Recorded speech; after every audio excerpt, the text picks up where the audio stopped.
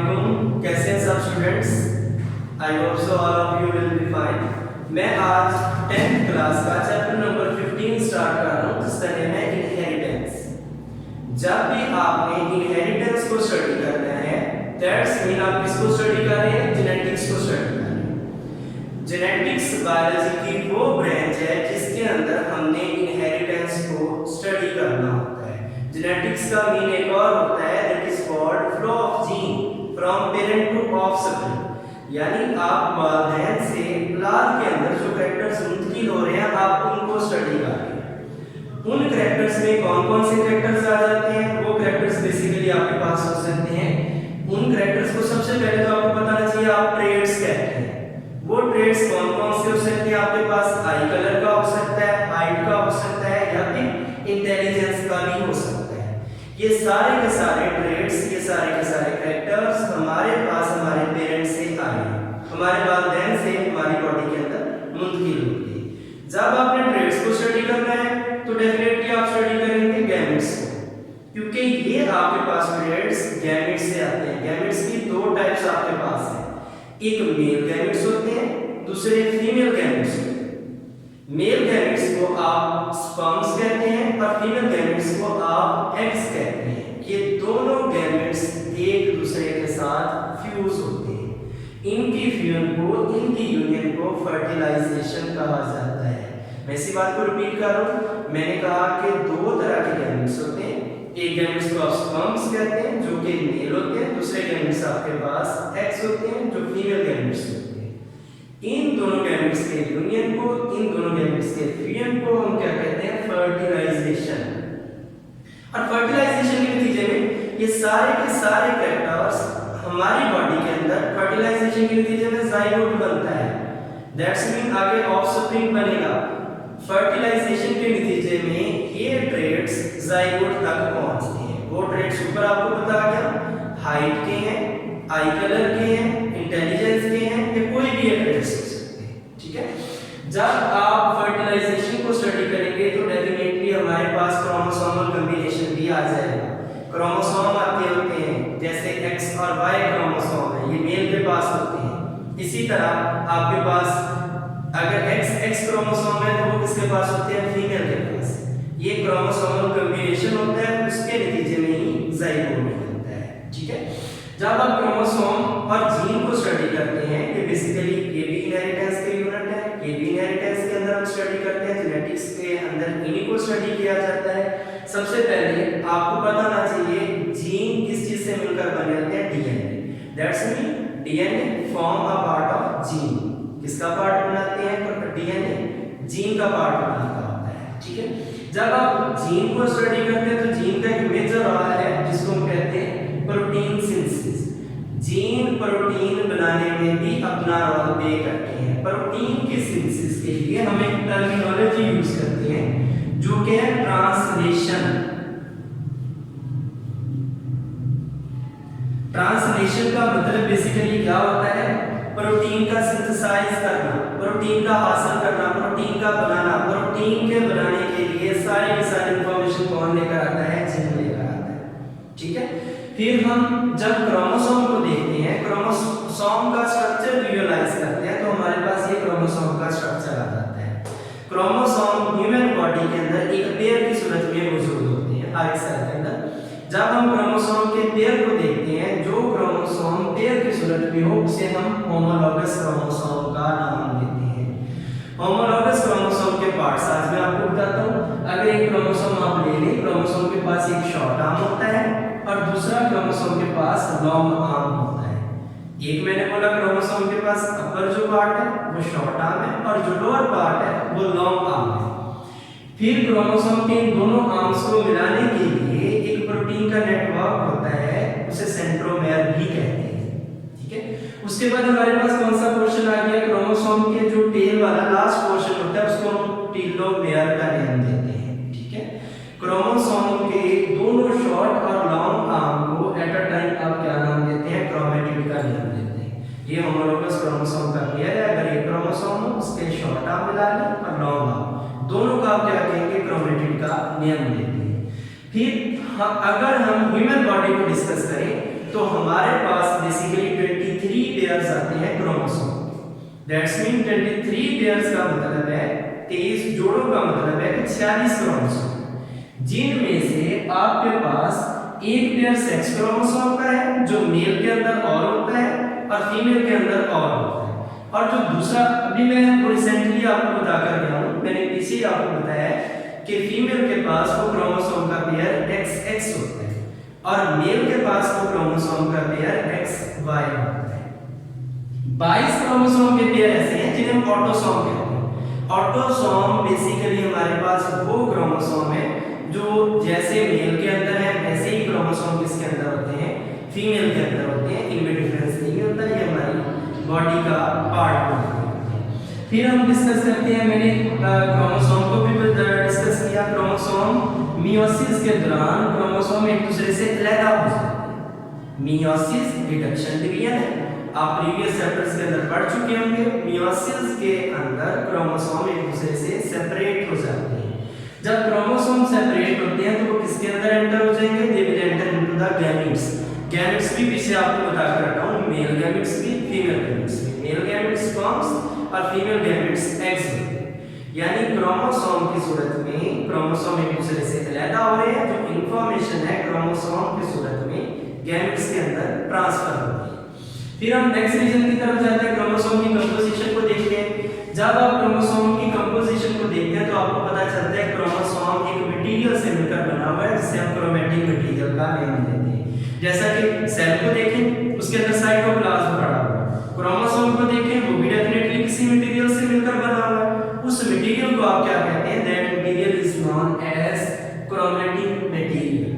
अब chromatic material भी किसी चीज से मिलकर बना हुआ है, वो क्रोमैटिक मटेरियल दो सब यूनिट से मिलकर बना हुआ है। कौन कौन सी चीजें, एक तो इसके अंदर डीएनए, दूसरा इसके अंदर प्रोटीन्स।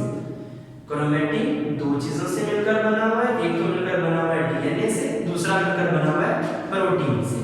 डीएनए के नीचे मैंने नेगेटिव लिखा, डीएनए पर नेगेटिव चार्ज होता है, मनफी चार्ज होता है, और जो प्रोटीन्स होती हैं उन पर कौन सा चार्ज होता है, प्रोटीन्स पर भी बेसिकली ज्यादातर प्रोटीन्स पर negative charge.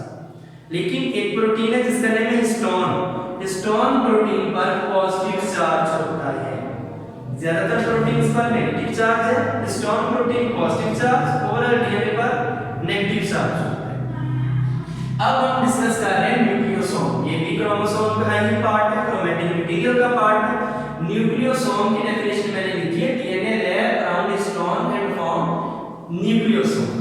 DNA histone protein के गिर्द कॉइल होता है, हिस्टोन प्रोटीन के गिर्द घूमता है, तो क्या बनाता है, जो स्ट्रक्चर बनाता है उसको हम न्यूक्लियोसोम का नेम देते हैं। इस न्यूक्लियोसोम ने क्या बनाना है, बेसिकली इसने बिल्कुल तस्वीर की तरह का स्ट्रक्चर बनाना है, that's mean Beed on string.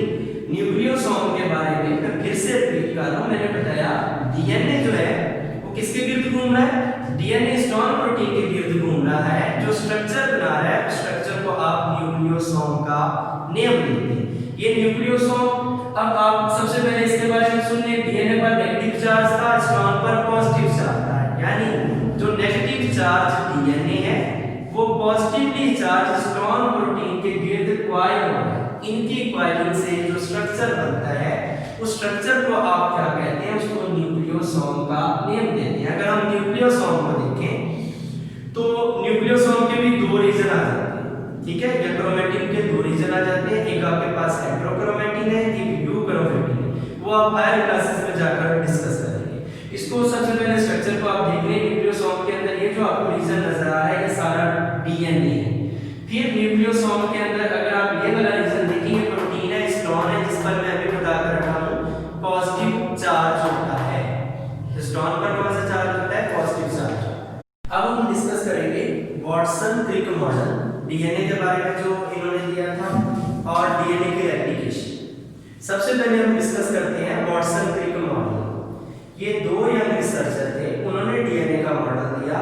एक का नेम था जेम्स वाटसन और दूसरे का नेम था फ्रांसिस क्रिक। इन दोनों ने डीएनए के बारे में एक मॉडल दिया जिसे हम क्या नाम देते हैं, वाटसन क्रिक मॉडल का नाम देते हैं। इस मॉडल के अकॉर्डिंग इन्होंने कहा कि डीएनए डबल हेलिकल स्ट्रक्चर है, दैट्स मीन डीएनए दो हेलिक्स पर मुश्तमिल होते हैं, जैसा कि आपको ये फिगर में नजर आ रहा होगा। इन्होंने सबसे पहले ये कहा कि डीएनए के अंदर दो पॉलीन्यूक्लियोटाइड स्ट्रैंड है। ये सब अब आपको साफ बताना चाहिए कि न्यूक्लियोटाइड किसे कहते हैं। न्यूक्लियोटाइड का मतलब होता है जो चीज फर्दर 3 पार्ट्स से मिलकर बनती है। वो पार्ट्स कौन-कौन से आपके पास होते हैं? आपको पता है न्यूक्लियोटाइड को बनाने के लिए नाइट्रोजनियस बेसिस चाहिए। वो नाइट्रोजनियस बेसिस कौन सी होती हैं? डीएनए के अंदर एडेनिन थायमिन के साथ पेयर बनाती है और साइटोसिन किसके पास पेयर बनाती है? गुआनिन के साथ पेयर बनाती है। यानी एडेनिन का पेयर बनता है थायमिन के साथ और साइटोसिन का पेयर बनता है गुआनिन के साथ। आपको सबसे पहले नाइट्रोजनियस बेसिस चाहिए, फिर आपको पेंटोज शुगर चाहिए। दूसरे नंबर पर जो आपको चीज चाहिए वो पेंटोज शुगर है। पेंटोज शुगर 5 कार्बन शुगर होता है जो 5 कार्बन पर मुश्तमिल होता है। फिर आपको फॉस्फेट का मॉलिक्यूल चाहिए, जिसे जो मिलकर तीनों चीजें मिलकर आपके पास क्या बनाएंगी? एक न्यूक्लियोटाइड। न्यूक्लियोटाइड मिलेंगे तो एक पॉलीन्यूक्लियोटाइड चेन बन जाएगी। वो पॉलीन्यूक्लियोटाइड चेन ये डीएनए का स्ट्रैंड है। यानी स्ट्रैंड बना हुआ है पॉलीन्यूक्लियोटाइड चेन से, पॉलीन्यूक्लियोटाइड चेन न्यूक्लियोटाइड से, न्यूक्लियोटाइड इन तीनों चीजों के कॉम्बिनेशन से बनती है। फिर जब आप डीएनए को देखते हैं डबल हेलिकल स्ट्रक्चर आपको नजर आ रहा है। इसके शुगर जो आपके पास फॉस्फेट बैकबोन है, शुगर और फॉस्फेट कहां पर मौजूद होती है? जब हम देखते हैं डीएनए के अंदर शुगर और फास्फोरस ये दोनों डीएनए के आउटसाइड मौजूद होते हैं। बाई वाला हिस्सा डीएनए के अंदर शुगर और फॉस्फेट बनाते हैं और जो अंदर वाला हिस्सा वो कौन बनाता है? बेसिकली वो आपके पास नाइट्रोजनियस बेसिस आ जाती है। जैसे कि मैंने ये बनाई एडेनिन थायमिन के साथ पेयर बना रही है और साइटोसिन किसके साथ पेयर बना रही है? गुआनिन के साथ। एडेनिन थायमिन के साथ और साइटोसिन किसके साथ पेयर बना रही है? गुआनिन के साथ पेयर बना रही है। इनकी पेयरिंग बहुत स्पेसिफिक होती है। ये नाइट्रोजनियस बेसिस की पेयर हमेशा कैसी होती है? स्पेसिफिक, दैट्स मीन मखसूस होती है। अब अगर हम एडेनिन और थायमिन को डिस्कस करें तो इन दोनों के दरमियान दो हाइड्रोजन बॉन्ड है। एडेनिन और थायमिन के दरमियान दो हाइड्रोजन बॉन्ड है। साइटोसिन और गुआनिन के दरमियान 3 हाइड्रोजन बॉन्ड होते हैं। इस हाइड्रोजन बॉन्डिंग की वजह से इनका स्ट्रक्चर इंटैक्ट रहता है। ये स्ट्रक्चर एक महफूज रहता है। ठीक है, ये वाटसन क्रिक बेसिकली मॉडल है डीएनए का जो वाटसन और क्रिक ने दिया।